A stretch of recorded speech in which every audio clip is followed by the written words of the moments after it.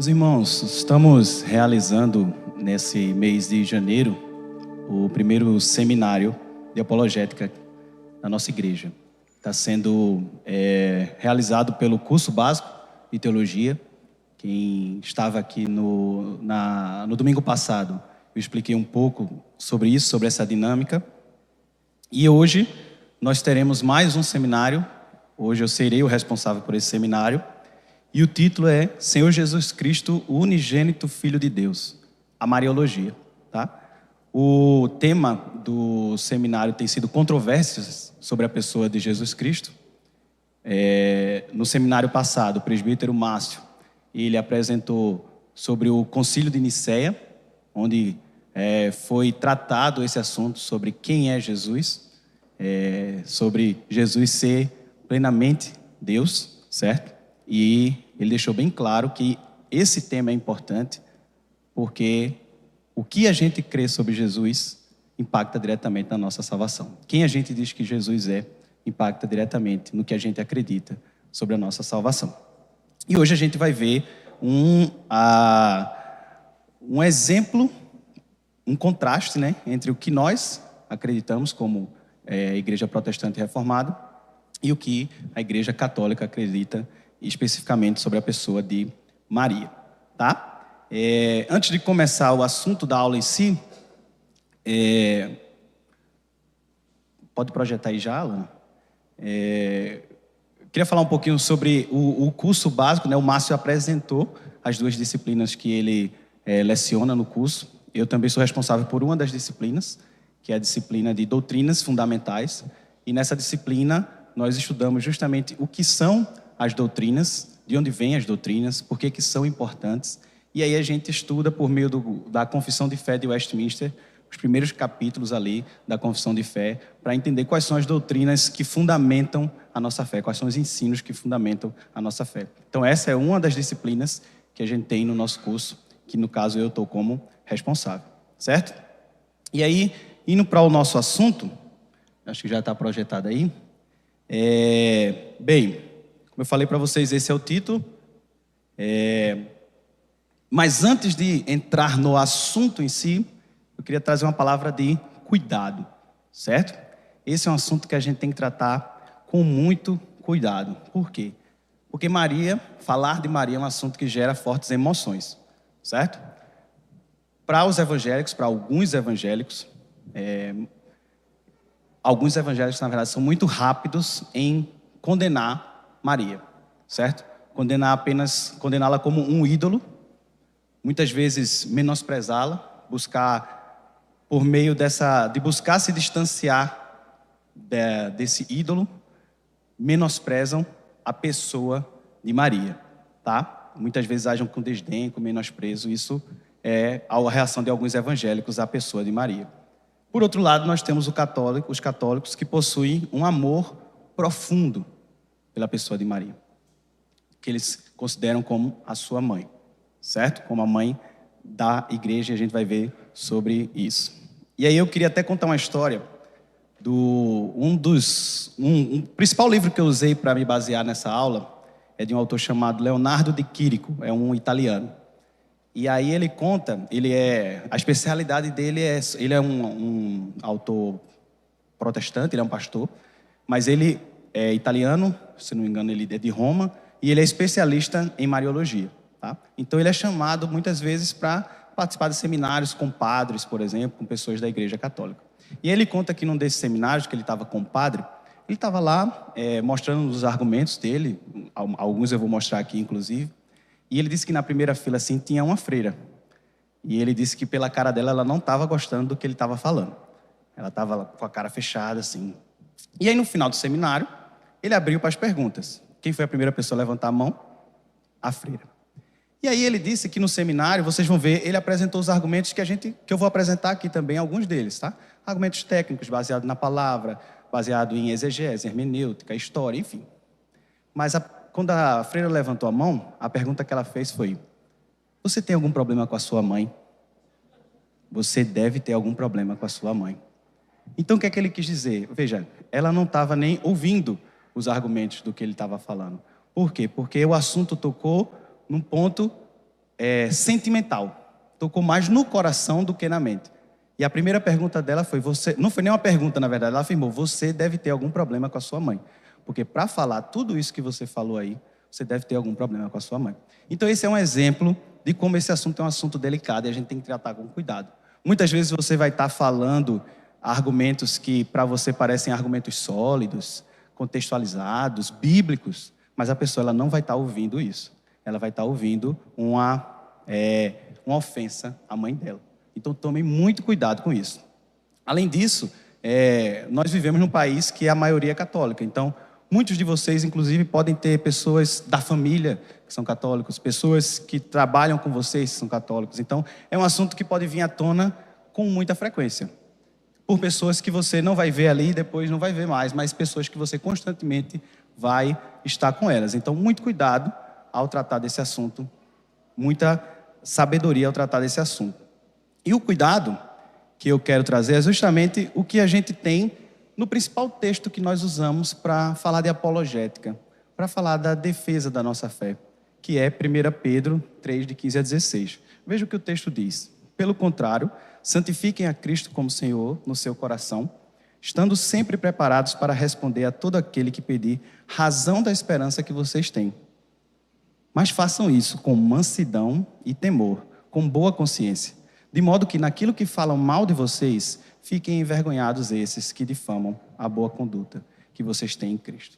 Então eu destaquei aí mansidão e temor, com boa consciência, justamente para que seja essa a nossa postura ao tratar desse assunto. Não só ao tratar desse assunto, de qualquer assunto apologético, mas eu acho que nesse assunto específico, esse cuidado tem que ser ainda mais realçado, certo? Então o tom dessa aula vai ser um tom de explicar certos conceitos, de mostrar o que é que eles acreditam, tentar ser fiel ao que eles acreditam. Vocês vão ver que eu vou usar muito o próprio catecismo da Igreja Católica, para a gente não estar colocando palavras nas bocas das pessoas, mas ouvindo o que eles dizem, tá? E mostrar a nossa posição, que claramente é contrária. Mas a ideia aqui não é sair vencedor de uma batalha de argumentos, mas é que vocês entendam quais são as diferenças de pensamento e que isso possa ser colocado num tom compassivo, num tom de mansidão e temor. Ok? Inclusive, eu nem sei se a gente tem algum convidado aqui que possa ser católico, certo? Ou que está nos assistindo. Peço que, inclusive, saiba que esse é o tom que a gente vai usar nessa aula e que assista até o final para você entender, assista quem está assistindo e aqui quem está participando, para você entender como é que a gente vai tratar desse assunto. Não é a ideia ser um assunto de criar intriga, certo? Mas vamos lá. Começando com uma pergunta aí. Eu queria fazer essa pergunta e eu imaginei que ia ser mais difícil se eu perguntasse para vocês falarem. No começo da aula o pessoal ainda está tímido. E aí eu fiz um questionário que eu queria que vocês escaneassem esse QR Code. É um questionário bem simples que tem essa pergunta aí. Maria é mãe de Deus? O que é que vocês acham? Tá? E aí, como vocês vão estar respondendo? É anônimo, tá, pessoal? Eu não vou saber quem respondeu sim, quem respondeu não. Eu só queria ter uma noção aqui do auditório. Como é que vocês responderiam essa pergunta? Maria é mãe de Deus? Respondam aí para mim, por favor.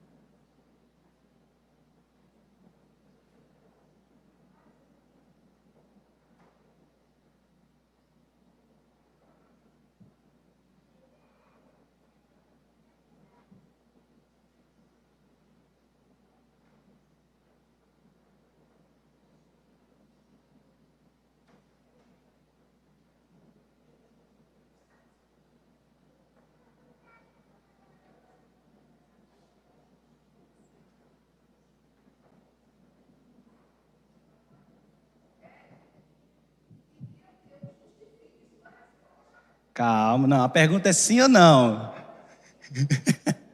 Daqui a pouco a gente fala sobre a justificativa.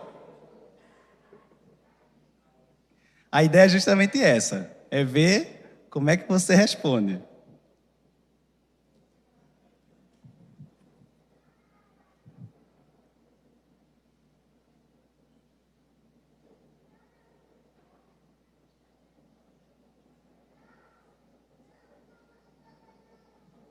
Dá mais um tempinho aí para vocês responderem, tá? Eu estou aqui acompanhando as respostas. Só mais um minutinho aí, a gente já tem 71 respostas. Legal.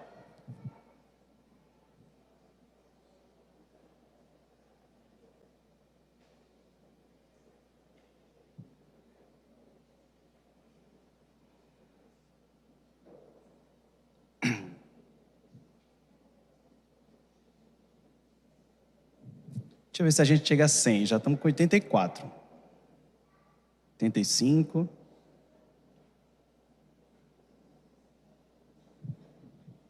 Quem não estiver conseguindo pelo QR Code, tem esse linkzinho curto aí que vocês podem acessar também. Que é bit.ly/4QLOTGF.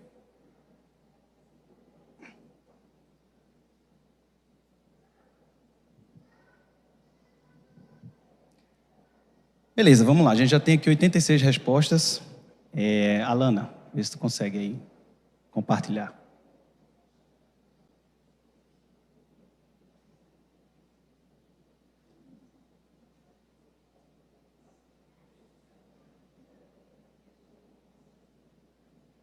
Dá um Ctrl mais aí, Alana. Ctrl mais.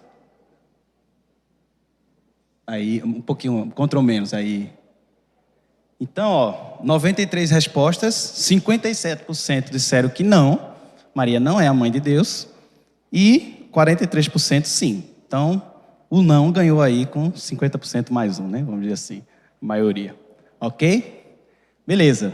Valeu, Alana. Volta lá para os slides, por favor.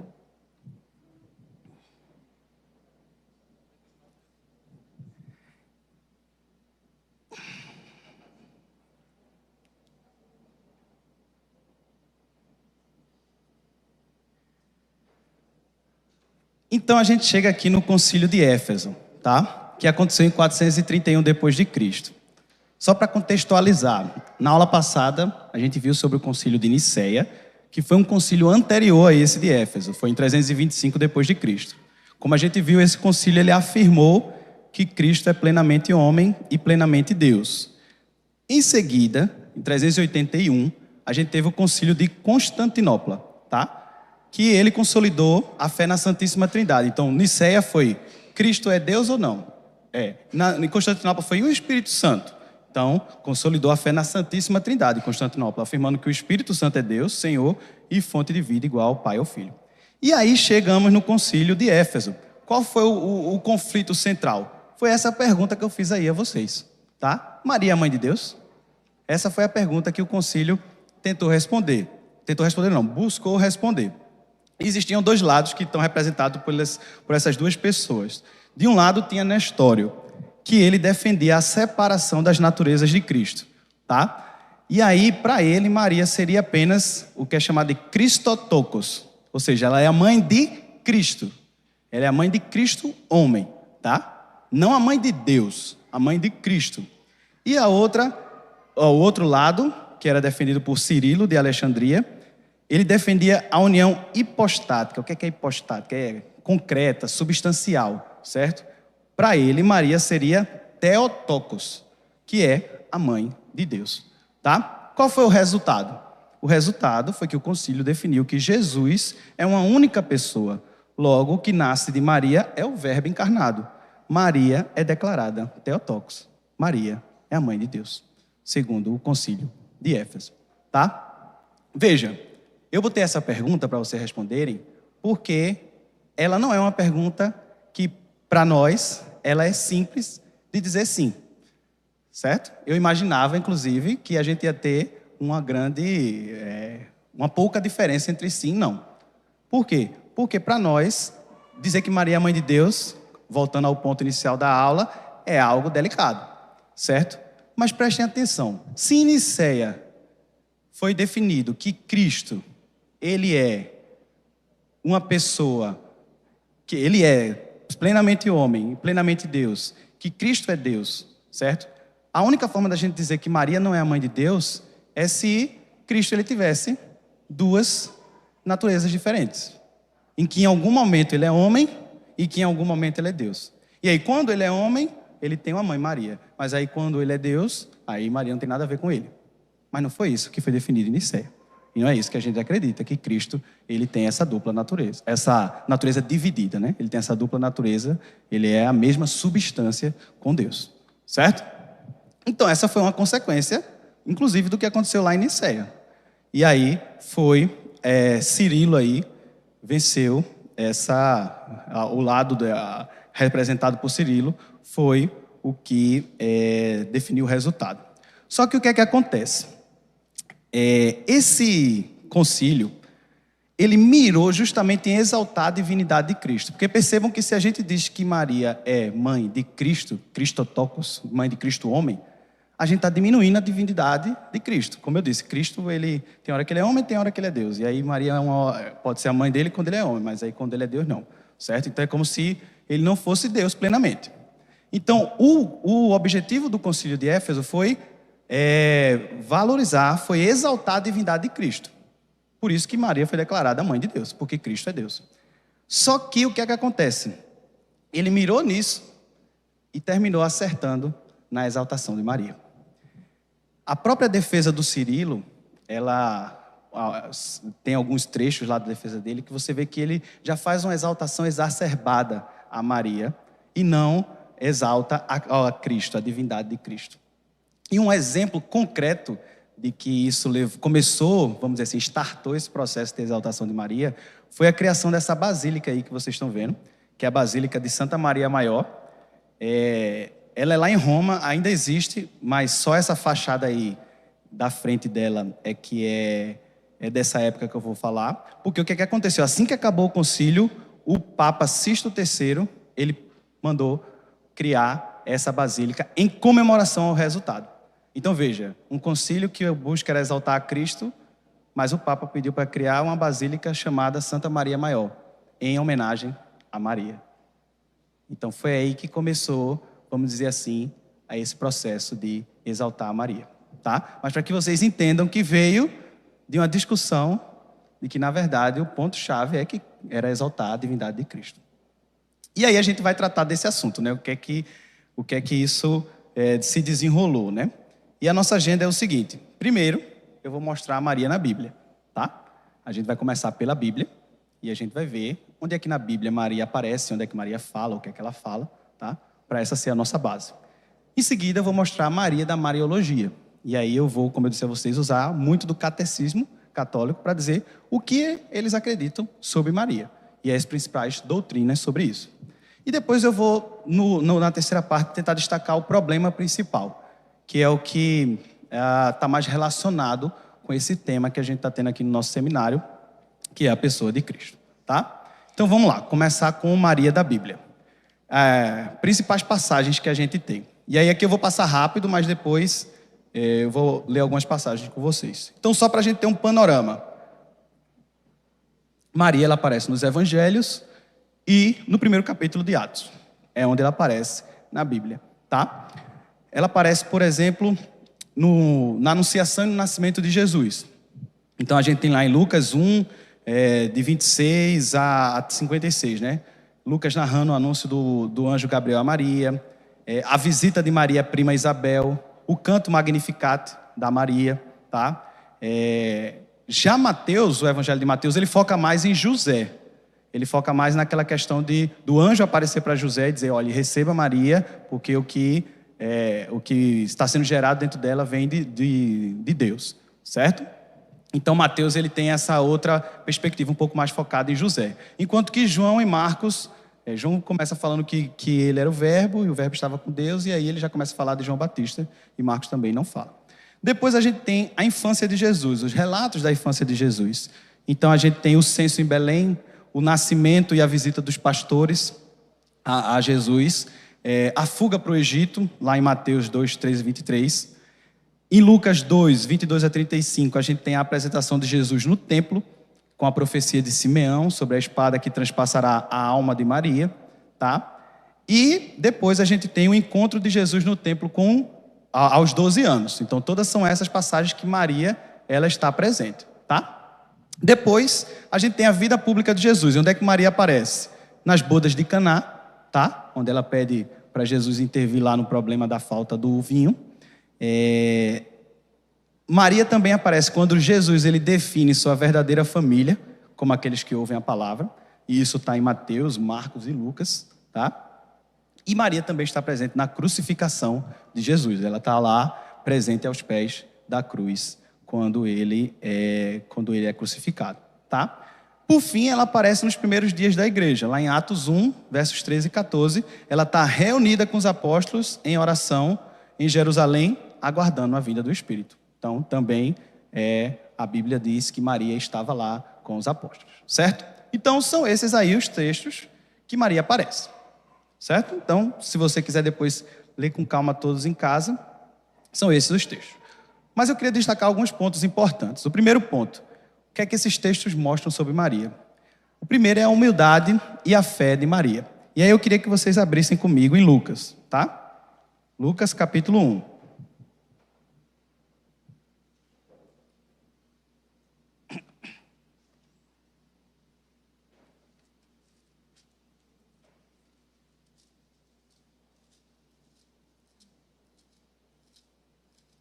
Lucas é o que mais detalha essa parte da anunciação e do nascimento de Jesus. Então, a gente vai dar uma passada aqui mais detalhada, tá?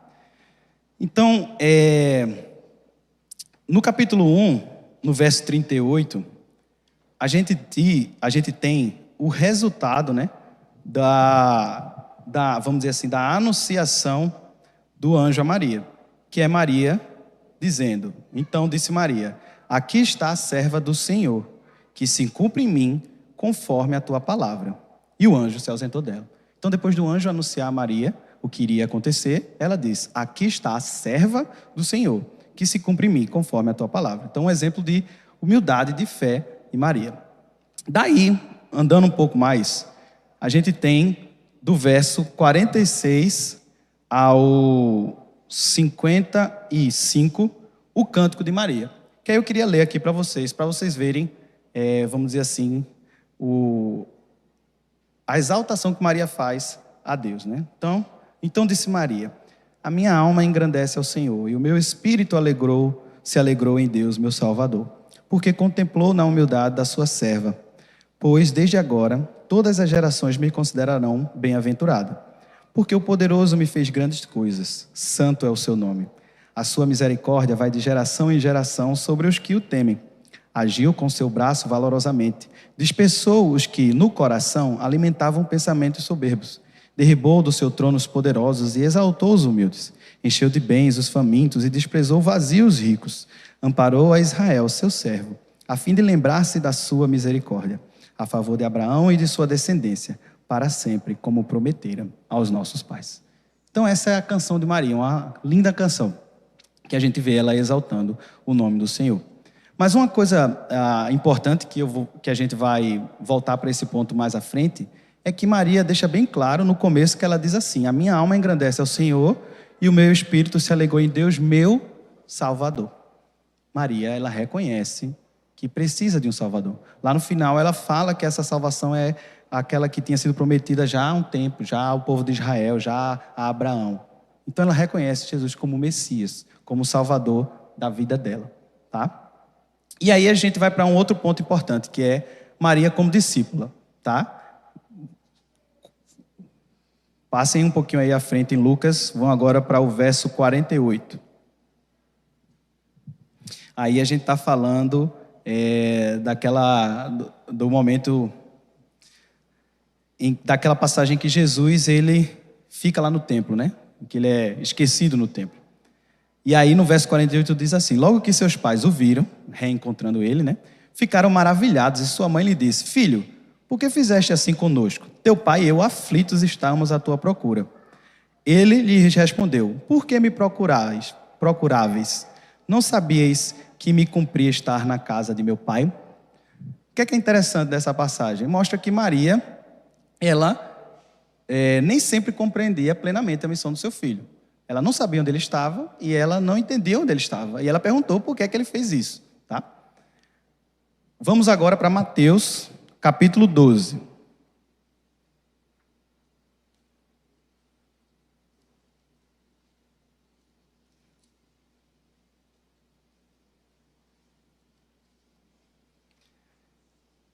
Verso 46. Mateus 12, 46 diz assim: Falava ainda Jesus ao povo, e eis que sua mãe e seus irmãos estavam do lado de fora, procurando falar-lhe. E alguém lhe disse: Tua mãe e teus irmãos estão lá fora e querem falar-te. Porém ele respondeu ao que lhe trouxera o aviso: Quem é minha mãe? E quem são meus irmãos? E estendendo a mão para os discípulos, disse: Eis minha mãe e meus irmãos, porque qualquer que fizer a vontade de meu Pai Celeste, este é meu irmão, irmã e mãe. Então veja que nesse momento aqui, Cristo está mostrando que os laços espirituais com ele superam os seus laços sanguíneos, os seus laços familiares. Tá? E nessas duas passagens a gente vê que Maria ela é corrigida pelo Senhor. Ela acha uma coisa, ou então ela não sabe de alguma coisa, e o Senhor diz: é isso, certo? Então a gente vê que Maria, ela está com Jesus, ela busca Jesus, mas ela é crente como os outros crentes. Assim como os discípulos muitas vezes foram orientados por Jesus, dizendo: vocês pensam desse jeito, mas deveria ser assim. Maria também foi. Ela achava uma coisa, então ela não sabia de alguma coisa, e Jesus a explicava. Por fim, o outro ponto importante é a ausência de centralidade nos atos e epístolas, tá? Em Atos 1,14, que é o último trecho em termos cronológicos que Maria aparece, diz o seguinte: todos estes perseveravam unânimes em oração com as mulheres, com Maria, mãe de Jesus, e com os irmãos deles. Então, Maria é mencionada a última vez aqui no Novo Testamento, Atos 1,14, está aí para vocês verem. E o que é que mostra aqui? Que ela estava perseverando unânime em oração com os outros discípulos e as mulheres. Ela está orando com a igreja. Ela está fazendo parte da igreja. Ela ora junto com a igreja a Deus, certo? Não há nenhum relato da igreja orando para ela, por exemplo, tá? E interessante é que nas cartas de Paulo, ele nunca menciona Maria, tá? Em Gálatas 4:4, quando ele vai falar do nascimento de Cristo, ele diz assim: mas quando chegou a plenitude do tempo, Deus enviou o seu filho, nascido de mulher, nascido sob a lei. Ou seja, ele não fala nem o nome de Maria, ele fala nascido de mulher, para mostrar que Cristo, ele também, ele era humano realmente, né? Que Deus encarnou e esteve presente entre nós. E aí, para fechar essa parte, queria que vocês fossem em 1 Coríntios 15, de 3 a 8. Uma outra carta de Paulo.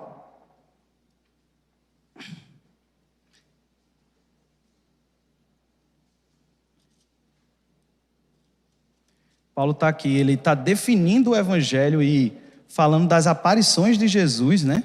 Após a ressurreição. E vejam o que é que ele fala do verso 3 ao 8. Antes de tudo, vos entreguei o que também recebi, que Cristo morreu pelos nossos pecados, segundo as Escrituras, e que foi sepultado e ressuscitou ao terceiro dia, segundo as Escrituras, e apareceu a Cefas e depois aos 12. Depois foi visto por mais de 500 irmãos de uma só vez, dos quais a maioria sobrevive até agora. Porém, alguns já dormem. Depois foi visto por Tiago, mais tarde por todos os apóstolos, e afinal, depois de todos, foi visto também por mim, como por um nascido fora de tempo. Então veja que Paulo ele mostra, para evidenciar a ressurreição de Jesus, ele diz: ele apareceu para essas pessoas aqui importantes, Pedro, Tiago, os apóstolos, depois para mim. Ele não fala em nenhum momento: ele apareceu para Maria, e por isso ela tem, vamos dizer assim, uma mensagem especial que ele deixou para ela. Ele aparece para os apóstolos, que é o fundamento da igreja, certo?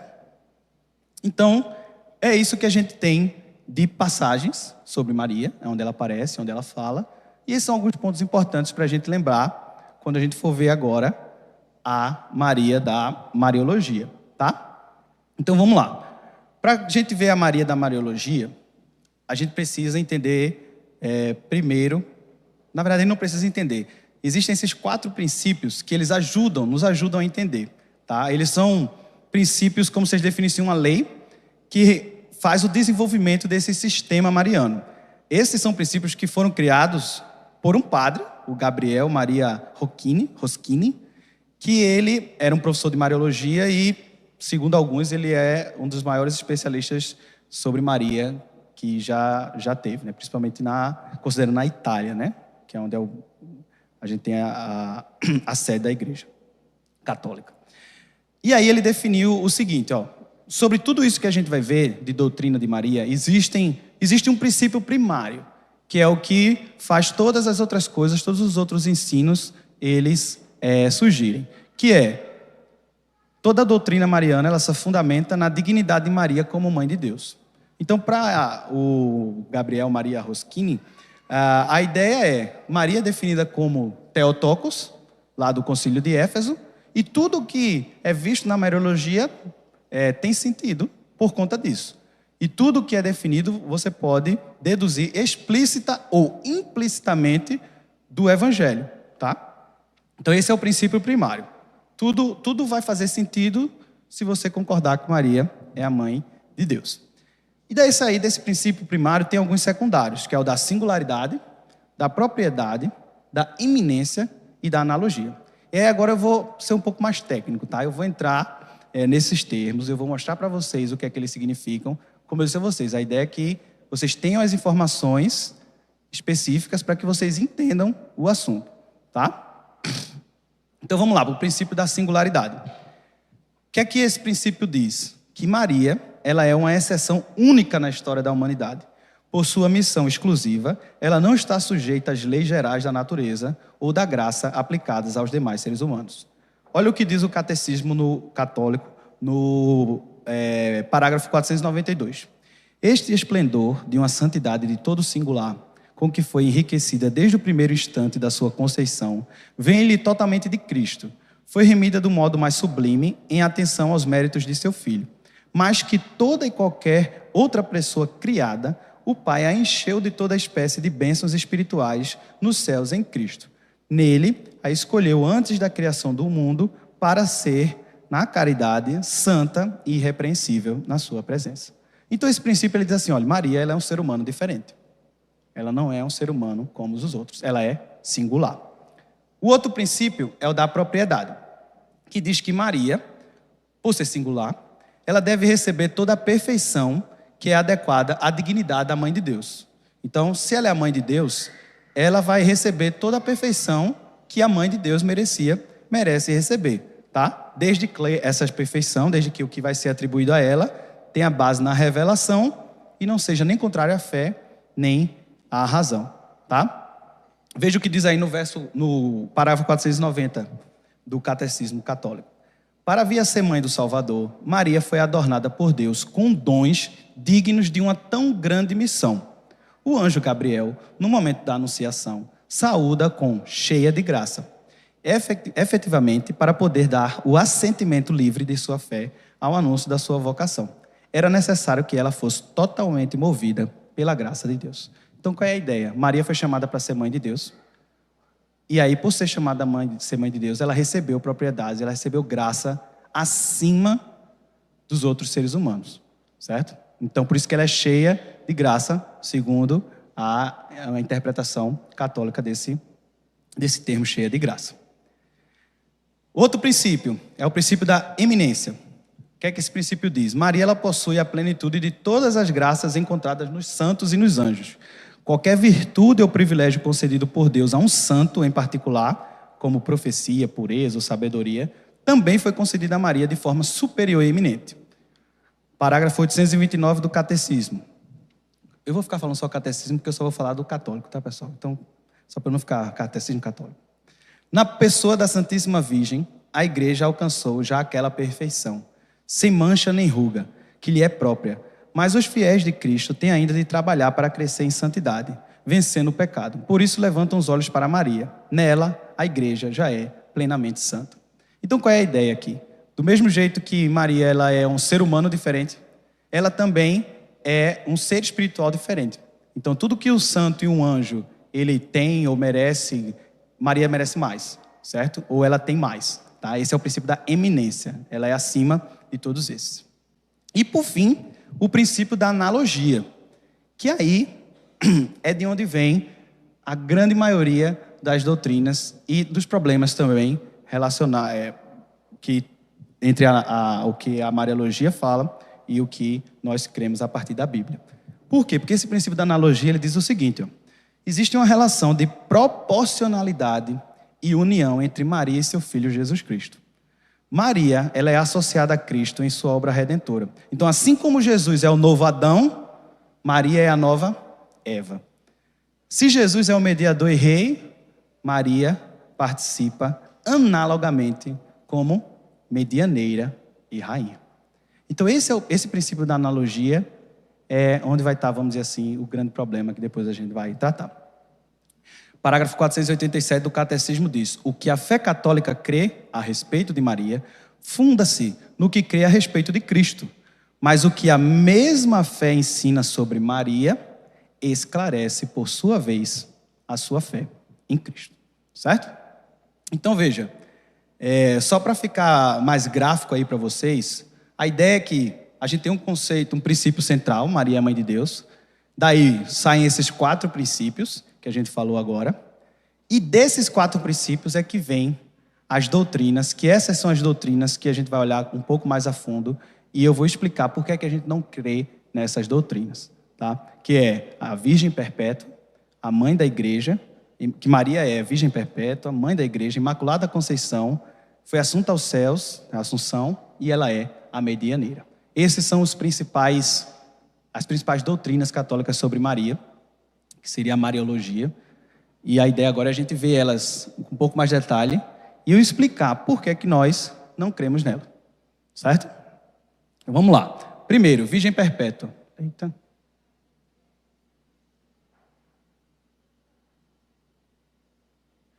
Virgem Perpétua, tá?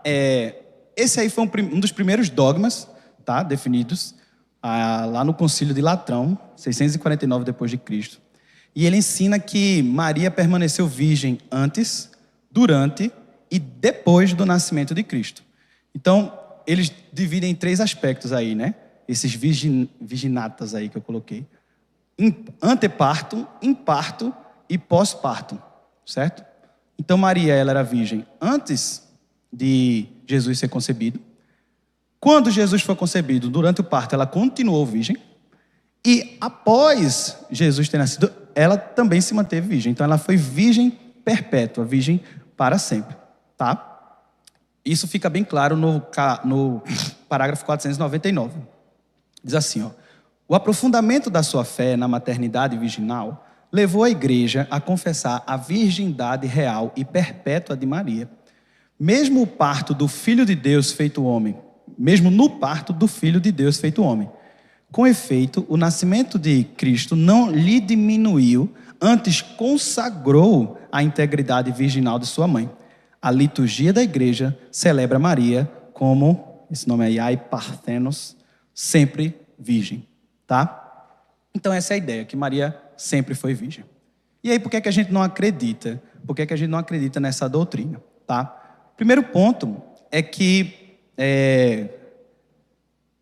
essa doutrina, ela a nossa diferença em relação a essa doutrina, ela tem aspectos exegéticos, tá? Vamos lá. A gente tem uma evidência bíblica de que existem irmãos de Jesus. Lá no Novo Testamento é mencionado explicitamente os irmãos de Jesus. Mateus 13, 55, 56 diz: não é este o filho do carpinteiro? A sua mãe não se chama Maria, e os seus irmãos não são Tiago, José, Simão e Judas? Todas as suas irmãs não vivem entre nós? Então, de onde lhe vem tudo isso? Isso é quando Jesus vai pregar lá em Nazaré e o pessoal não acredita nele, certo? E aí, um dos motivos é, a gente sabe quem é ele, a gente conhece a mãe, o pai dele, os irmãos dele, tudo aí, e agora ele está dizendo que é filho de Deus, certo?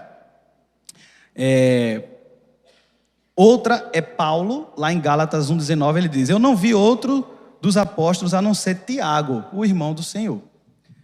Então, qual é por que que por que que a Igreja Católica ela acredita que Maria foi sempre virgem? Porque a tradução deles, a interpretação deles desse nome filho, eles interpretam como primos ou parentes. Então, quando a gente lê aqui em Mateus, não é este o filho do carpinteiro, a sua mãe não se chama Maria e os seus irmãos não são Tiago, José, Simão e Judas, eles interpretam esses irmãos como parentes ou primos, tá? E não irmãos de sangue. E aí, esse é um problema de exegese, de extrair o entendimento do texto. Inclusive, aí já falando do nosso curso, a primeira disciplina do curso é justamente sobre isso, sobre introdução à hermenêutica e exegese, para que a gente possa entender como interpretar o texto. E nós, como reformados, nós usamos uma hermenêutica que é chamada histórico-gramatical, que ela considera tanto a palavra, o significado daquela palavra, mas também como ela foi usada ao longo da história. E aí o que é que acontece? Na exegese reformada, vendo como esse termo era utilizado, que é esse termo aí, adelphos, tá? O que é visto é que esse termo, sempre que ele é utilizado, ele está relacionado a irmãos de sangue. E não a primos, como um outro termo que é esse anépsios, acho que é isso, que é primos. Então existem duas palavras diferentes que são usadas para falar sobre irmãos de sangue e primos. E nesse texto de Mateus aqui específico é usada adelphos e não anépsios, certo? Então é difícil crer que essa interpretação ela é uma interpretação relacionada a primos. Então é por isso que a gente não crê, esse é um dos motivos. O outro é o relacionamento com José. No texto de Mateus 1:25 diz assim, que José não a conheceu até que ela deu à luz um filho. Então José não a conheceu, e conheceu aqui é um termo bíblico para o relacionamento sexual, e ele não a conheceu até que ela desse à luz ao filho. Então, mais uma vez, usando essa exegese histórico-gramatical, essa partícula até que, ela implica uma mudança de estado. Ou seja, significa que isso não aconteceu até que um determinado evento aconteceu, e depois desse evento, isso aconteceu. Ou seja, José não encontrou Maria até que ela tivesse tido o filho, mas que significa que depois ele encontrou, certo? Então essa é uma interpretação que mostra que houve esse relacionamento pós o nascimento de Jesus. E outra coisa também, aí não é mais exegético, mas é mais de um contexto do que a Igreja Católica ela vê como matrimônio, né? Para nós, os reformados, não há necessidade teológica de Maria permanecer virgem para sempre, para ser santa.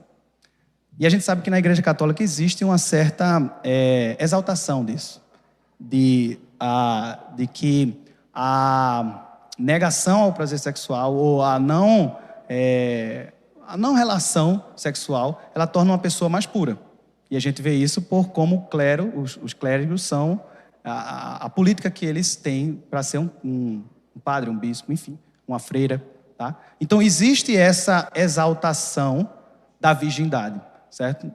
Enquanto para nós seguimos o que tem lá em Hebreus 13:14, que diz: digno de honra entre todos seja o matrimônio, bem como o leito conjugal sem mácula, porque Deus julgará os impuros e os adúlteros, né?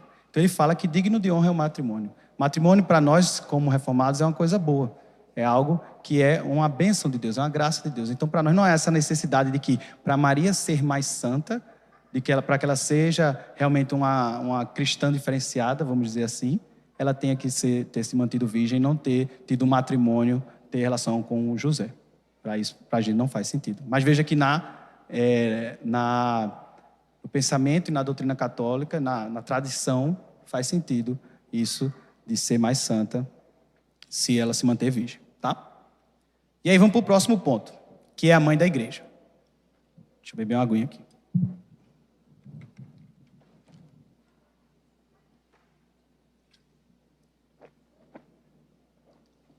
Na doutrina católica, Maria ela não é apenas a mãe biológica de Cristo, tá?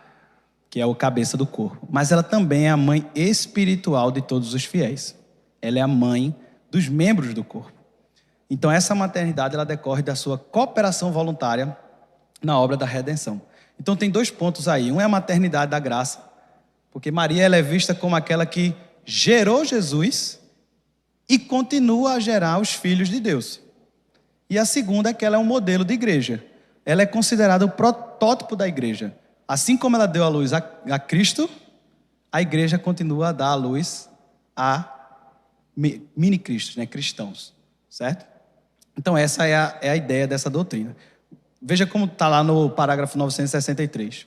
Depois de termos falado do papel da Virgem Maria no ministério de Cristo e do Espírito Santo, convém agora considerar o seu lugar no ministério da igreja. Com efeito, a Virgem Maria é reconhecida e honrada como verdadeira mãe de Deus e do Redentor, mas é também verdadeira mãe dos membros de Cristo, porque cooperou pela sua caridade para que na igreja nascessem os fiéis, que são os membros daquela cabeça. Então, a igreja, ela é resultado da cooperação de Maria, tá? Nessa doutrina. Por que é que a gente não crê? A gente não crê porque lá em Efésios 2:20 deixa bem claro que nós estamos edificados sobre o fundamento dos apóstolos e profetas, sendo ele mesmo, Cristo Jesus, a pedra angular. Então, para nós, o único fundamento da igreja é Jesus Cristo, certo? Então, nós não cremos que tem uma pedra que é Jesus Cristo, depois bota uma outra pedra que é Maria, e aí vem a igreja, tá? A igreja é fundamentada sobre a pedra fundamental, que é Jesus Cristo. Sobre o ponto de maternidade em Cristo e na palavra, né? Veja, no Novo Testamento, a maternidade espiritual da igreja, aquela que gera os cristãos, ela é atribuída à igreja por meio da palavra de Deus. Quem é que gera os cristãos? É a palavra de Deus sendo ouvida, sendo pregada, e o Espírito Santo convencendo aquele que ouve dos seus pecados, do arrependimento que é necessário e da fé em Cristo Jesus. É nisso que a gente crê, é assim que é gerado um cristão. É ouvindo a palavra e sendo convencido pelo Espírito Santo. Então é isso o que é necessário para gerar um cristão. Paulo, quando ele fala de Jerusalém, quando fala de mãe, ele fala da Jerusalém, né? Ele diz assim, mas em Gálatas 4:26, mas a Jerusalém lá de cima é livre, ela é a nossa mãe. E aí ele está falando justamente do povo de Deus. É o povo de Deus, por meio da palavra, que pode gerar outros cristãos, né? E, por fim, a gente tem um risco de divinização, né? Quando a gente atribui a Maria o papel de gerar fiéis na ordem da graça, como diz o que a gente viu no parágrafo, parece que a gente está transferindo a ela uma obra que é exclusiva do Espírito Santo, tá? E aí, João, capítulo 3, do verso 5 a 8, quando Jesus está falando com Nicodemos, ele deixa bem claro isso. Ele responde assim a Nicodemos: em verdade, lhes digo, que quem não nascer da água e do Espírito não pode entrar no reino de Deus. O que é nascido da carne é carne, e o que é nascido do Espírito é Espírito. Não fique admirado por eu dizer, vocês precisam nascer de novo. O vento sopra onde quer, você ouve o barulho que ele faz, mas não sabe de onde ele vem, nem para onde vai. Assim é todo que é nascido do Espírito. Então Jesus deixa bem claro, quem é que realiza o novo nascimento? É o Espírito Santo. Então quando essa doutrina ela diz que Maria também gera, então ela está adicionando a Cristo e ao Espírito Santo a participação de Maria, tá? E aí a gente vai ver por que isso seria um problema. Veja que aqui a gente tem um problema que deixa de ser um problema feito foi o anterior de interpretação de palavras, tá? Aqui eu não fiquei falando, porque eles interpretam essa palavra desse jeito e de outra. Naquele primeiro ponto, a gente ainda está usando a Bíblia como um foco. E aí a gente está falando aqui de diferenças de interpretação na Virgem Perpétua. Nesse ponto agora que eu falei, a gente não está nem mais a gente não está mais nem falando da Bíblia, de que porque nesse trecho foi dito isso, nesse trecho foi dito aquilo. Aí a gente já começa a ter um problema mais de tradição adicionada à Bíblia, certo? Ou seja, a Bíblia é usada como uma base, mas ela não é a única base para se criar uma doutrina, mas também a tradição, aquilo que foi ensinado. E aí vai acontecer isso com os outros, passando para a Imaculada Conceição, por exemplo. Esse aí foi um dogma, promulgado aí pelo Papa Pio IX, em 1854, e ele ensina que Maria, por um privilégio especial de Deus, foi preservada do pecado original, desde o primeiro instante de sua concepção no ventre da sua mãe. Então, o que é que acontece? Maria não foi uma pecadora. Só que ela não foi uma pecadora não porque ela foi curada, mas é porque houve uma prevenção desde o seu nascimento. Por isso que tem esse ponto aí, prevenção não cura. Ela foi prevenida, Deus já escolheu ela desde do início da fundação do mundo, para ela ser prevenida do pecado. Para que não fosse uma pecadora, para que ela pudesse gerar o Filho de Deus. Tá? E, dessa forma, Maria ela teve acesso a uma redenção preventiva. Ela já foi redimida, mesmo antes de nascer. Por quê? Porque ela teve essa prevenção aí. Então é isso o que essa doutrina da Imaculada Conceição mostra. Ela foi imaculada, ela não teve nenhum pecado, né? Isso está bem claro aí no parágrafo 491. A Santíssima Virgem Maria, no primeiro instante da sua concepção, por uma graça e favor singular de Deus onipotente, em vista dos méritos de Jesus Cristo, Salvador do gênero humano, foi preservada imune de toda a mancha do pecado original. Ou seja, ela não nasceu, ela não teve o pecado, nunca habitou em Maria, tá? E aí, por que é que nós não cremos? Bem, nós não cremos porque nós cremos na universalidade do pecado. Nós cremos em Romanos 3:23, que diz: todos pecaram e destituídos estão da glória de Deus. Não há nenhuma exceção bíblica a ninguém sobre essa afirmação de que todos pecaram. Na verdade, há uma exceção, que é a Jesus Cristo. Lá em Hebreus 4:15 diz: porque não temos sumo sacerdote que não possa se compadecer das nossas fraquezas. Pelo contrário, ele foi tentado em todas as coisas, à nossa semelhança, mas sem pecado. Essa é a única exceção que a gente tem. O Senhor Jesus Cristo. Nele não habitou pecado, mas todos os outros pecaram e destituídos estão da glória de Deus. Tá? Um outro ponto é a própria confissão de Maria. Quando eu li o Magnificat para vocês, eu destaquei que no verso 47 ela diz: o meu espírito se alegra em Deus, meu Salvador. Então a própria Maria reconhecia que precisava de um Salvador. Ela reconhecia que ela precisava desse Salvador. Então ela tinha esse reconhecimento do pecado, da necessidade de um Salvador. Isso também fica claro num ato que parece simples, né? Que a gente às vezes até lê em Lucas lá e não dá muita atenção, que é quando ela vai com José, após o nascimento de Jesus, realizar o rito do sacrifício. Tá? Ela vai lá no templo realizar o sacrifício de 2 pombinhas pelo nascimento de Cristo. Esse rito, ele é definido lá em Levítico 12. E esse rito, ele é definido dizendo que depois que a mulher ela tem parto, que ela dá à luz, para limpar as suas impurezas, ela vai fazer o sacrifício tal. Então ela estava seguindo Levítico 12, que deixa bem claro que é um rito de purificação por conta do que aconteceu no parto. Tá? Então ela se via como necessitada de realizar um rito de purificação. Então ela se via como alguém que precisava pedir perdão, precisava de purificação. Tá? Então é por isso que a gente não acredita. A próxima doutrina é a da Assunção. Aí veja, essa já é uma doutrina bem recente, 1950. Ela é do Papa Pio XII, e ele ensina que ao término da vida terrena, Maria foi elevada em corpo e alma à glória celestial. Então veja, como ela não teve corrupção, ela não teve ausência, no corpo dela não tinha nenhuma corrupção, ela foi guardada da decomposição. Tá? Então veja como uma coisa vai puxando a outra. Tá? Isso é uma consequência do que a gente viu antes, da Imaculada Conceição.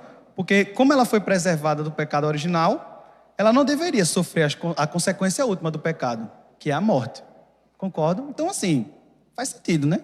Se você crê na Imaculada Conceição, faz sentido crer que ela vai ser assunta. Por quê? Porque a gente sabe que o que causa a morte é o pecado. O salário do pecado é a morte. Mas se ela não teve pecado, por que ela vai passar pela morte? Certo? Então, se tem essa doutrina da Assunção. Veja o que diz no parágrafo 966. A Virgem Imaculada, preservada imune de toda a mancha da culpa original, terminando o curso da vida terrena, foi elevada ao céu, em corpo e alma, e exaltada pelo Senhor como rainha do universo, para que fosse mais plenamente conformada com seu Filho, Senhor dos senhores e vencedor do pecado e da morte. Joia, então isso é o que eles dizem. Por que é que a gente não crê? A gente não crê porque há um silêncio absoluto das Escrituras sobre isso. Tem nada nas Escrituras que fale isso. Tá? Não há um único versículo que mencione ou sugira a Assunção de Maria. Essa é uma doutrina que ela é só uma consequência lógica e teológica da doutrina anterior que a gente viu, por dela ser imaculada, que também a gente viu que não tem nenhuma base nas Escrituras. Tá? O Novo Testamento ele só mostra Maria, termina mostrando Maria em oração com os discípulos, como a gente viu lá em Atos 1,14. E pronto. É isso que a gente tem nas Escrituras. Tá? Outra coisa, nós cremos que a ascensão de Cristo, ela é um evento que ele é único e que ele é a primícia do que vai acontecer na segunda volta de Cristo. Então, quando Cristo ele é assunto aos céus, à vista dos seus apóstolos, registrado lá em Atos, tá? O anjo diz, aquele que você viu subindo, ele voltará. E quando a gente vai lá em Apocalipse, a gente vê que ele vai voltar e aqueles que estão mortos ressuscitarão. Certo? Então aquilo ali é a primícia do que vai acontecer. De Cristo ir, depois ele voltar e todos os outros serão ressuscitados. Então para a gente é uma ação exclusiva a ascensão de Cristo, que mostra o que ele vai fazer no fim dos tempos. Tá? Fora isso, tem um ponto de ser uma doutrina tardia, né? 1950. E basicamente é uma consequência da outra doutrina, que a gente já tinha motivos para não concordar, tá? E o último ponto é que 1 Tessalonicenses 4,16 deixa bem claro que a morte é um destino comum para todo ser humano. Diz que, porque o Senhor mesmo, dada a sua palavra de ordem, ouvida a voz do arcanjo e ressoada a trombeta de Deus, descerá dos céus e os mortos em Cristo ressuscitarão primeiro. Então ele diz que é aí sim que vai haver uma assunção, que vai haver uma ressurreição dos mortos, tá? É nesse momento quando Cristo voltar, a segunda vinda de Cristo acontecer. E só, tá? Em nenhum outro momento. E aí vamos para o último ponto, que é a de medianeira, tá? Bem, a Igreja Católica ela ensina que Maria ela participa de forma subordinada na mediação de Cristo. Então, embora Jesus seja o único mediador de direito, Maria exerceria uma mediação de fato ou de intercessão. Então, tem esse ponto da mediação materna. O que é que acontece? Quando ela disse sim ao anjo para que Cristo viesse ao mundo por meio dela, tá? Ela se torna um canal através do qual todas as graças de Deus fluem para o mundo. Então, porque ela disse sim para a encarnação acontecer por meio do ventre dela, todas as outras bênçãos que Deus traz para o mundo vêm por meio dela também, certo? Isso se mantém, inclusive, depois da sua assunção. Lembrando que para eles ela não morreu, né? Então ela está assunta nos céus. Então, do mesmo jeito que essa graça, ela é essa mediadora de toda a graça, porque ela aceitou trazer a Cristo, ela continua intercedendo como advogada no céu, tá? Vamos ver o que está nesse trecho aí, no parágrafo 969. Acho que a gente já até leu. Essa maternidade de Maria, na economia da graça, perdura sem interrupção, até a consumação perpétua de todos os eleitos. De fato, depois de elevada ao céu, não abandonou essa missão salvadora, mas, com a sua multiforme intercessão contínua, a alcançar-nos os dons da salvação eterna. Por isso, a Santíssima Virgem é invocada na Igreja com os títulos de advogada, auxiliadora, socorro e medianeira. E aí, meus irmãos, por que é que a gente não crê nisso aí? Tá? O texto de 1 Timóteo 2,5 é bem explícito, porque há um só Deus e um só mediador entre Deus e os homens, Jesus Cristo, homem. Certo? Então o texto ele é bem claro, falando da exclusividade de Jesus como mediador. Então, para nós não faz sentido imaginar que existe um outro mediador. Outra coisa, a gente sabe que por meio do sacrifício de Cristo, a gente recebeu esse privilégio de ter um acesso direto a Deus. Mateus 27, 51 fala do véu que se rasgou. E em Hebreus 4,15 fala que por conta do sacrifício de Cristo, nosso sumo sacerdote, nós temos a liberdade de entrar no Santo dos Santos e chegar diretamente ao trono da graça, tá? Então, não faz sentido ter um atalho, não faz sentido ter uma outra forma, se já foi nos dado a principal forma de chegar a Deus, que é por meio de Cristo. O outro ponto que a gente não acredita é por conta do papel do Espírito, porque aqui fala que nessa doutrina que ela é a medianeira, que ela ajuda e que é por meio dela que é um canal de graça às pessoas. Mas a Bíblia fala que é o Espírito Santo que intercede por nós. Ele é que é o nosso consolador. É por meio dele que a gente chega a ter a fé verdadeira. Então a gente tem o Espírito Santo, que é Deus, fazendo esse papel por nós. Então, ter uma outra mediadora, ter alguém para ajudar, não faz muito sentido para a gente, porque Deus precisaria de ajuda para alguma coisa, certo? E, por fim, é bem claro também que Cristo é o nosso advogado. 1 João 2,1 diz: se alguém pecar, temos um advogado para com o Pai, Jesus Cristo, o justo. Certo? E aí eu vou para a parte do grande problema.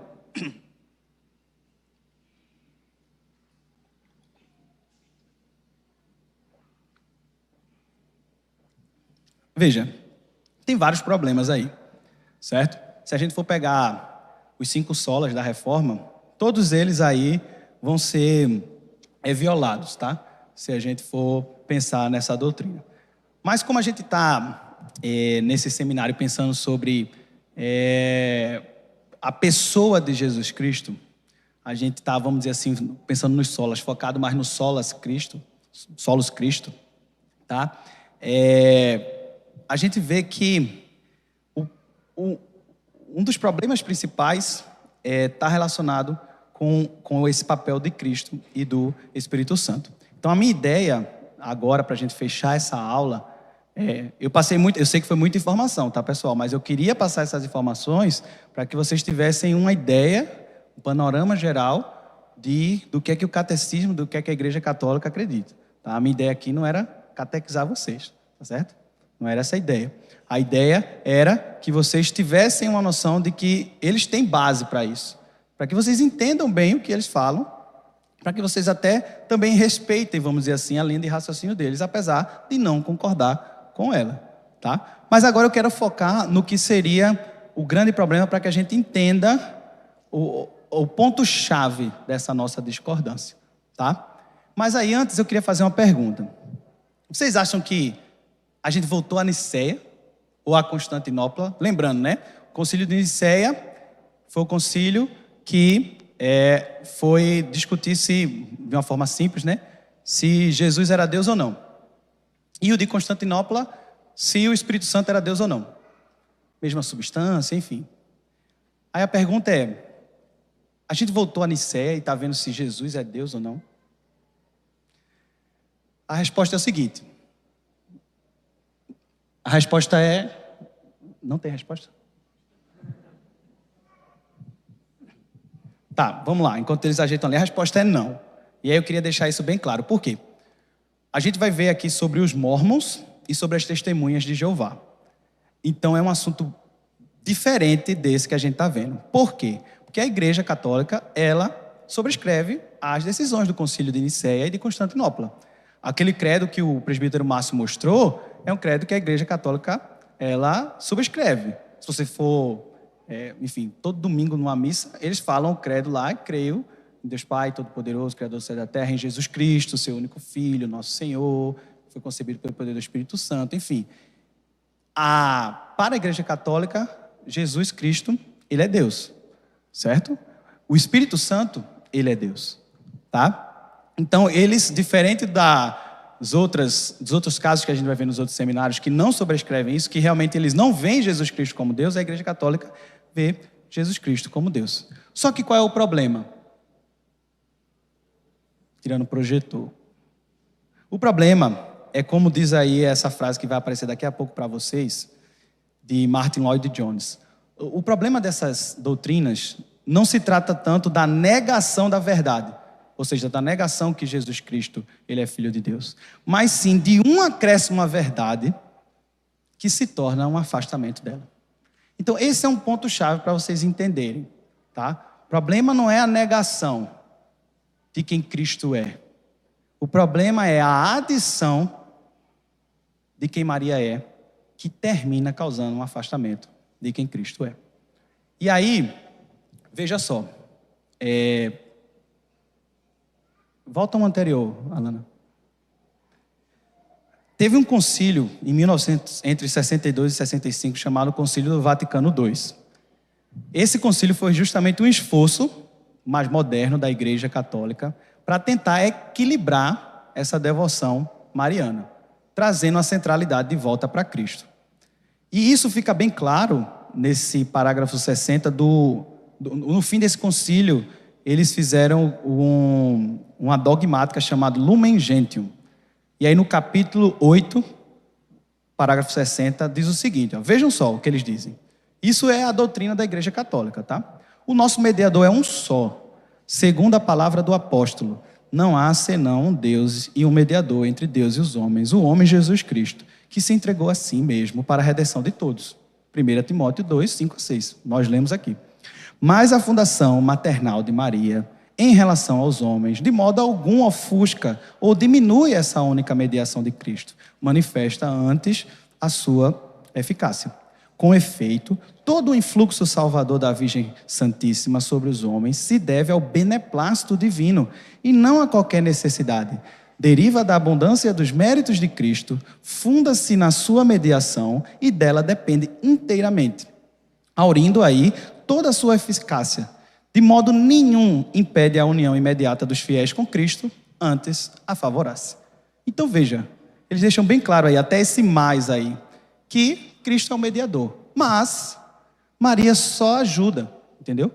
Tudo que ela recebeu veio de Cristo. E tudo que ela faz é para ajudar o cristão a chegar a Cristo. Então, fica até parecendo que é uma potencialização, né? Da fé. E é o que eles acreditam, tá? Que por Maria você vai ter uma fé mais madura, tá? Mas o que a gente vê na prática é justamente outra coisa. Nas práticas devocionais dos fiéis, o que a gente vê não são pessoas chegando a Cristo por meio de Maria, mas a gente vê cada vez mais as pessoas se dedicando a Maria. Então, como é que a gente vê isso? Exemplo nas orações. Qual é uma das orações principais que os católicos fazem com regularidade? É rezar o terço, o rosário, que é uma oração a Maria. Então essa talvez seja uma das práticas devocionais de oração mais comum. Então é uma oração a Maria, tá? O outro ponto, templos, tá? Quantidade de templos e santuários que são criados. A maioria dos santuários, dos suntuosos santuários, eles são criados em dedicação a Maria. Até nessa foto que eu coloquei aí, é o santuário de... Quem sabe esse santuário? Aparecida, aqui no Brasil, tá? Gigante, o santuário gigante, em homenagem a quem? A Nossa Senhora Aparecida. Procissões, as procissões mais, vamos dizer assim, lotadas, cheias, e que as pessoas vão, em adoração a Maria. E promessas, né? Promessas feitas a Maria e tal. Enfim, lá, eu sou de Recife, lá em Recife tem o Morro da Conceição, né? Que é famoso. Então o pessoal faz uma promessa e sobe o morro inteiro de joelho, certo? Pagando essa promessa, e quem é que está lá em cima do morro? Uma imagem de Maria. Então, as práticas devocionais do povo, ou seja, onde o povo direciona a sua devoção, é a Maria, certo? Apesar da doutrina deixar bem claro que a ideia de Maria é ela não altera, ela não afasta, ela não impede as pessoas de chegarem a Cristo. Um outro ponto são a prática dos papas, tá? Os líderes da igreja. Eles também, essa prática deles, dizem outra coisa diferente da doutrina. Por exemplo, João Paulo II, eu vou só pegar os últimos, né? Usou o moto pessoal totus tus, que significa totalmente seu. Só que seu é a Maria. Esse era o moto pessoal dele. Eu sou totalmente teu, Maria. Certo? Bento XVI, que veio depois, ele afirmou que era muito próximo a Nossa Senhora de Fátima e profundamente envolvido na hiperveneração de Maria. E aí, só um parêntese aqui, né? Esse é um ponto também que você pode chegar e dizer, não, para um católico, vocês adoram Maria. Eles vão dizer, não, a gente venera. É diferente. Eles definem que existe uma diferença técnica nisso. E, na verdade, eles veneram os santos, porque Maria, ela é digna de uma hiperveneração, por conta daqueles princípios que a gente viu, que ela é singular, ela é eminente. Então, os santos têm veneração, que é diferente da adoração a Deus, segundo eles. A adoração a Deus é a Deus único, verdadeiro, criador dos céus e da terra. E veneração é só uma grande estima pela obra, pela vida, do que eles fizeram. Só que como Maria, ela é eminente, singular, ela não tem uma veneração, ela tem uma hiperveneração. Tá? Para poder diferenciar dela dos santos. E o Papa disse, eu sou envolvido nessa hiperveneração. O Papa Francisco, ele é bem abertamente mariano, né? No primeiro discurso, ele entregou a si mesmo e o mundo ao Maria, o primeiro discurso como Papa, e no dia seguinte, o primeiro evento dele fora do Vaticano, foi visitar aquela basílica que eu mostrei para vocês, lá no início, que foi depois do concílio de Éfeso. E ele foi lá para exaltar o que aconteceu no concílio de Éfeso, né? Ele foi visitar a Basílica Santa Maria Maior. E o Papa atual, que é o Papa Leão XIV, ao finalizar sua primeira bênção como Papa, olha como ele finaliza. Hoje, o dia da súplica a Nossa Senhora de Pompeia, nossa Mãe Maria, quer sempre caminhar conosco. Está próxima a ajudar-nos com a sua intercessão e seu amor. Agora, gostaria de rezar junto convosco. Rezemos juntos por essa nova missão de ser Papa, por toda a Igreja, pela paz no mundo. Peçamos essa graça especial de Maria, nossa mãe. Ave Maria. Ou seja, o Papa termina o seu discurso orando uma Ave Maria. Então, como eu disse a vocês, a doutrina deixa claro. Nós cremos em Cristo. Cristo é o Senhor. E Maria, a fé em Maria, ela só ajuda nisso. Mas quando a gente olha para a prática, a gente vê o Papa terminando o seu discurso, orando a Maria e pedindo a Maria essa bênção, tá? E aí vem o que eu queria destacar, que é o grande problema de tudo isso, que é a diminuição do papel de Jesus Cristo e do Espírito Santo. Esse é o grande problema para nós. Tem todo esse problema doutrinário, tem toda essa questão teórica, todo esse conteúdo que eu trouxe para vocês entenderem, mas o ponto-chave é esse. O ponto-chave da nossa discordância com a Mariologia é a diminuição do papel de Jesus Cristo e do Espírito Santo, que para nós é algo que é muito caro, que foi o que se batalhou em Nicéia, para que Jesus Cristo não fosse visto como somente, não fosse totalmente Deus, como se ele fosse, vamos dizer assim, num nível menor, num nível mais rebaixado, certo? Não, Cristo é plenamente Deus, Cristo é acessível, Cristo é tudo o que a gente precisa. E o Espírito Santo é o suficiente para nos ajudar a chegar a Cristo. Mas aí, na prática, o que é que acontece? Prefere-se a mediação de Maria, a de Cristo, para se chegar a Deus. E na prática, depende-se da ação de Maria para viver uma vida que agrada a Deus e não do Espírito Santo. E aí, de maneira gráfica, gosto de desenhar uns gráficozinhos, o que é que acontece? Nós temos Deus, nós temos o cristão. Como vocês viram, a ideia é que Maria, ela é uma pessoa em um outro nível, então ela está acima dos cristãos, mas também está abaixo de Deus, tá? Eles não dizem que ela é igual a Deus, para que isso fique claro. E aí, o cristão pode chegar a Deus, essa setinha aí, laranjinha. Mas o que acontece na prática é que a seta mais grossa ali, o caminho que eles... Na verdade, veja, o cristão pode chegar a Deus, mas ele pode ir para Maria para chegar a Deus. Isso, segundo eles, ajuda o cristão. E aí, na prática, o que acontece? Esse caminho para ir a Deus é bem fininho, é uma faixazinha lá curta, um caminho esburacado, enquanto que o de Maria, caminho por Maria, é melhor, certo? É um caminho que é mais trilhado, é um caminho que, por toda a crença deles, é um caminho mais bem sucedido, tá? Então, no final das contas, o que acontece é isso aí, tá? E aí, possíveis causas disso. Aí, enfim, pessoal, aí não dá para a gente entrar em toda essa discussão. Mas 2 pontos principais que eu queria ilustrar, né? O que é que causa essa preferência de ir pelo caminho de Maria do que ir direto para Deus. O primeiro é que quando a gente vê imagens de Maria, e isso aí foi uma busca que eu fiz, acho que vai ficar pequeno para vocês, mas vocês podem fazer isso em casa. Vai no Google e bota assim, imagens de Maria com Jesus, ou Jesus com Maria. A grande quantidade de imagens que vai aparecer, como é? Maria segurando Jesus como uma criança, como um bebê. Agora imagine você estar sempre vendo essa imagem. Isso fazer parte da sua imaginação. A sua imaginação é pensar em Maria e Jesus. Maria e Jesus. E Jesus é uma criança. E Maria é uma mãe. Certo? Isso, psicologicamente, traz uma consequência de que você vê Jesus como frágil, como limitado. E Maria você vê ali como mãe, como aquela que cuida, como aquela que vai fortalecer.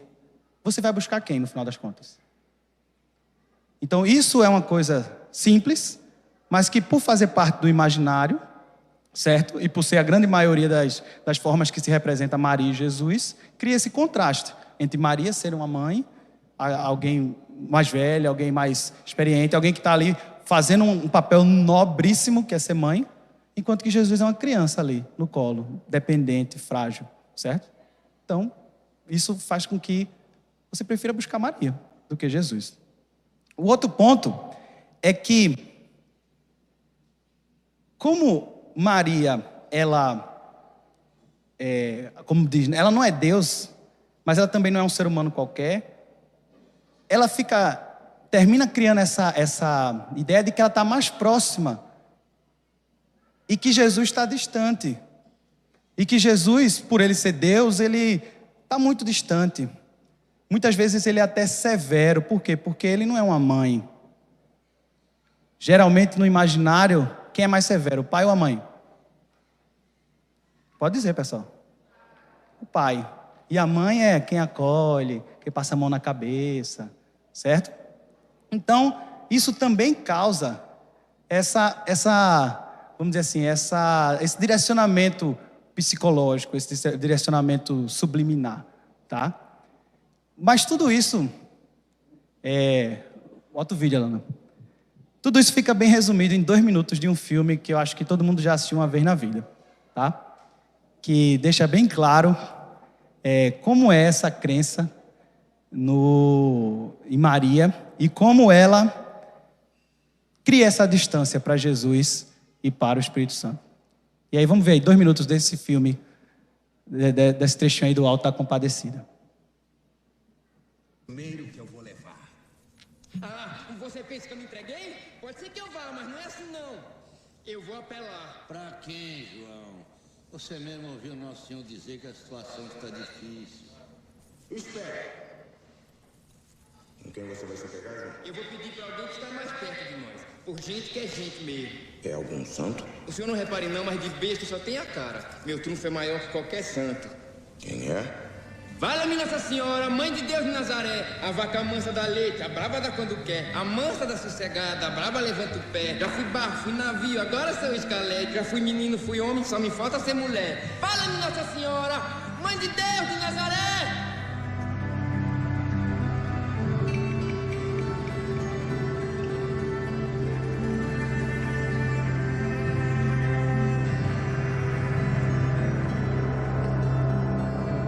Venha compadecer. Mulher em todo se mete. Foi você que me chamou.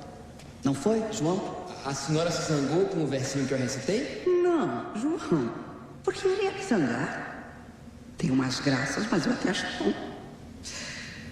Quem gosta de tristeza é o diabo. Protesto! Eu já sei que você protesta, mas eu não tenho o que fazer, meu velho. Discordar da minha mãe é que eu não vou.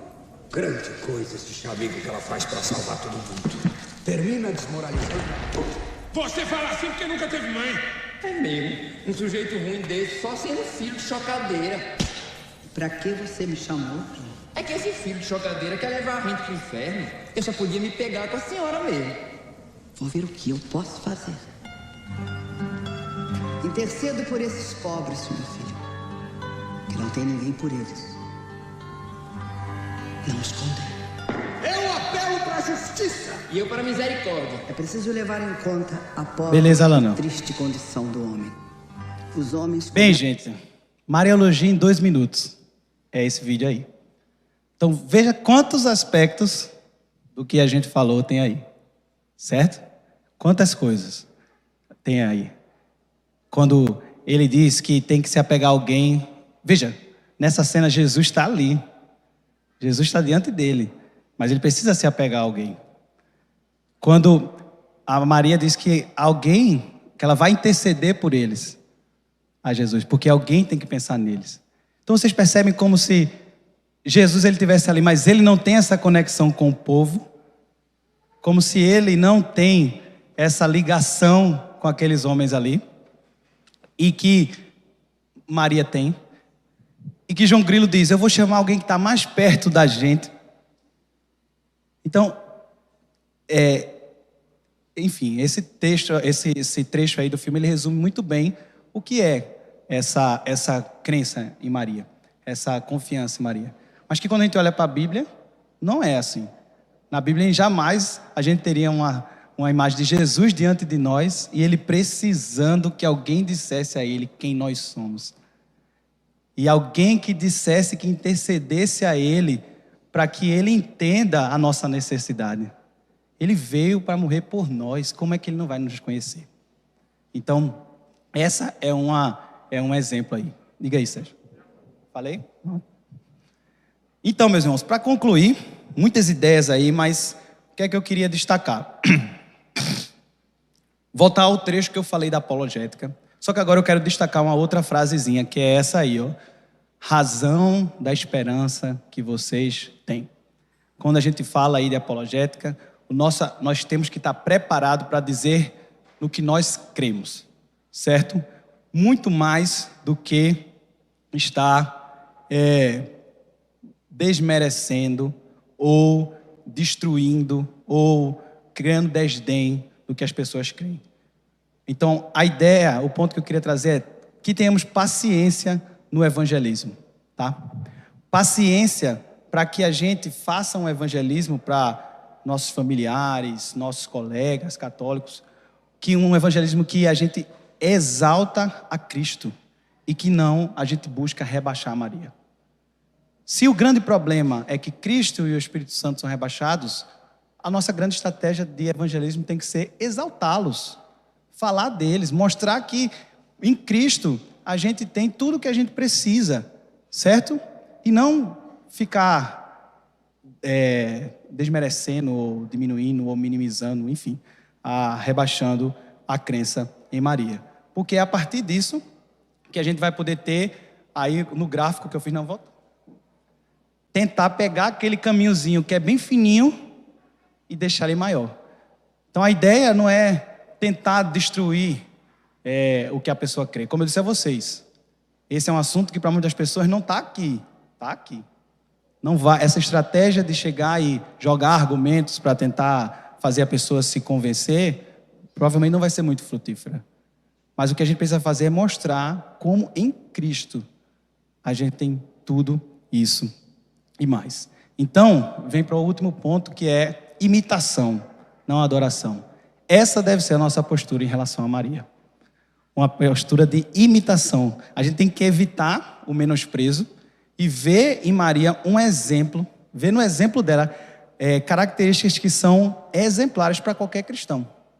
Por exemplo, Maria escutou e respondeu a palavra de Deus. É isso que devemos fazer. É isso que devemos imitar Maria. Celebrar as obras de Deus. Como eu li aqui o Magnificat de Maria, é uma celebração maravilhosa. É o que devemos fazer, glorificar a Deus por suas obras. Outro ponto, estar tão perto quanto possível do Filho de Deus.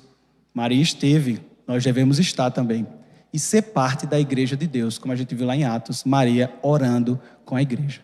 Então Maria, na verdade, é uma figura que para nós tem ensinos que a gente deve imitar. Por quê? Porque ela era uma cristã. Ela confiou no Senhor, ela fazia parte da igreja do Senhor. E ela é um exemplo que nós devemos imitar, não adorar. E para fechar, eu trouxe esse texto de Lucas que resume bem o próprio Jesus dizendo isso. Diz o seguinte, Lucas 11, 27 e 28. Aconteceu que ao dizer Jesus essas palavras, uma mulher que estava no meio da multidão disse a ele, erguendo a voz: bem-aventurado o ventre que concebeu você e os seus que o amamentaram. Jesus, porém, respondeu: pelo contrário, mas bem-aventurado são os que ouvem a palavra de Deus e aguardam. E Maria, ela deve ser imitada, como Jesus falou, e não adorada, como essa mulher fez. Por quê? Porque ela ouviu a palavra de Deus e ela aguardou. E nós devemos também seguir esse exemplo. E aí eu queria terminar com a própria Maria falando. Quando em João 2,5, quando ela pede lá a Jesus para fazer alguma coisa sobre o vinho que tinha acabado, e ele diz: mulher, não é chegada a minha hora. Ela olha para os servos e diz assim: façam tudo o que ele disser. E é assim que a gente deve imitar ela, fazendo tudo o que ele disse. E o que ele disse está em sua palavra, e é essa palavra que a gente deve seguir.